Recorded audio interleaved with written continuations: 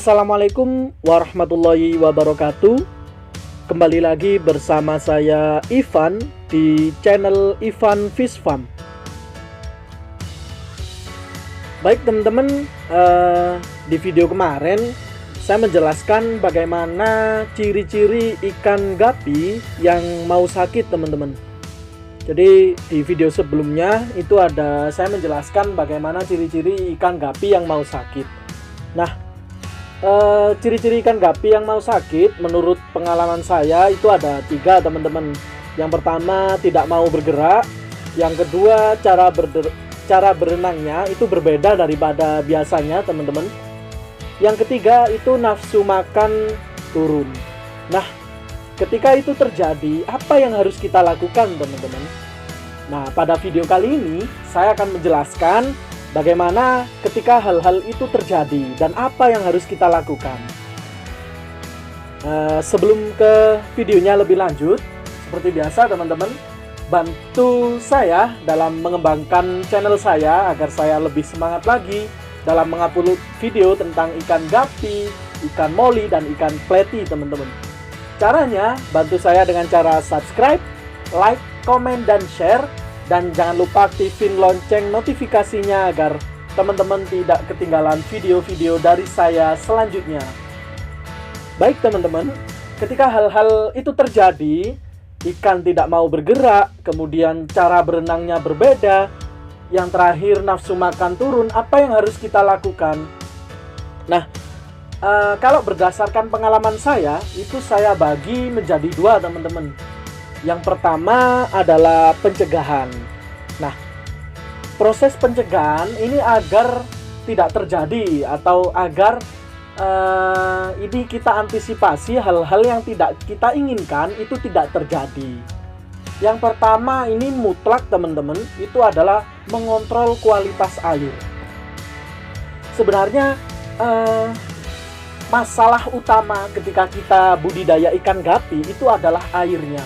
Bagaimana cara kita mengenali air yang ada di tempat kita, bagaimana cara kita mengelola airnya, agar kita buat air itu senyaman mungkin untuk menjadi tempat tinggal ikan gapi kita.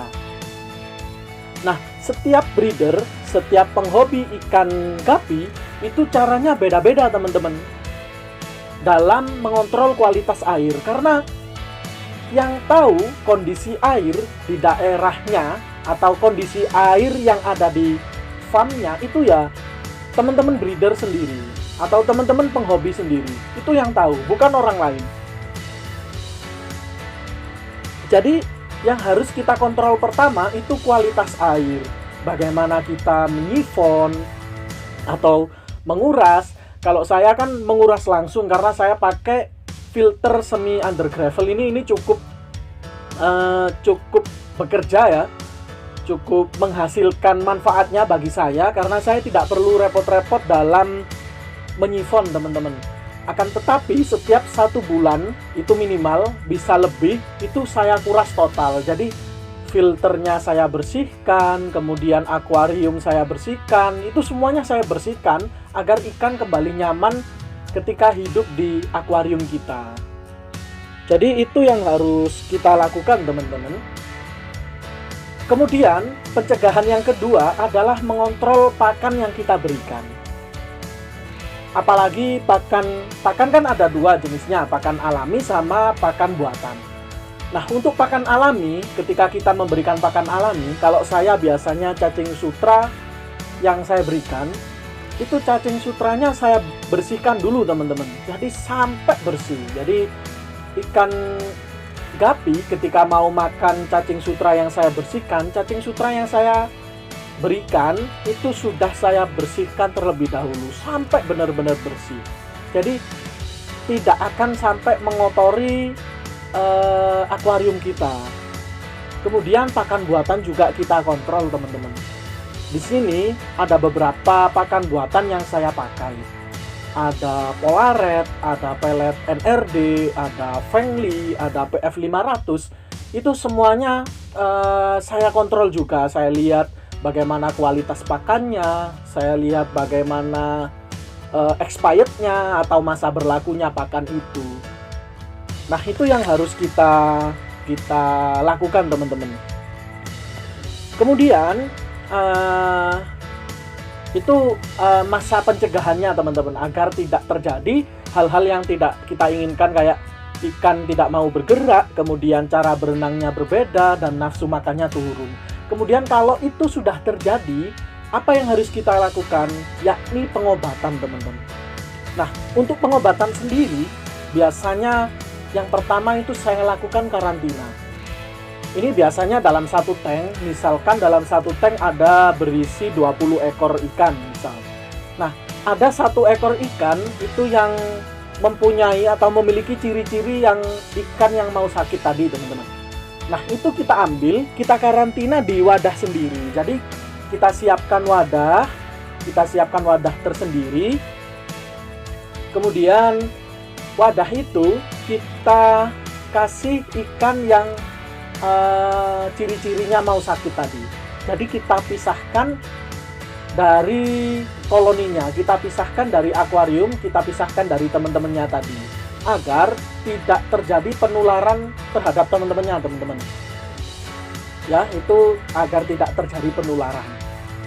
Kemudian yang tak kalah penting ketika kita memulai usaha atau memulai budidaya ikan gapi, itu adalah menyediakan obatnya, teman-teman. Nah, obat itu banyak sekali tersedia di toko-toko akuarium atau toko-toko ikan hias. Kita identifikasi dulu ikan ini sakitnya karena apa. Kemudian kalau sudah kita identifikasi sakitnya itu kenapa, baru kita bisa menentukan obat yang akan kita berikan. Jadi teman-teman, jangan sampai tidak ada obat di farmnya teman-teman.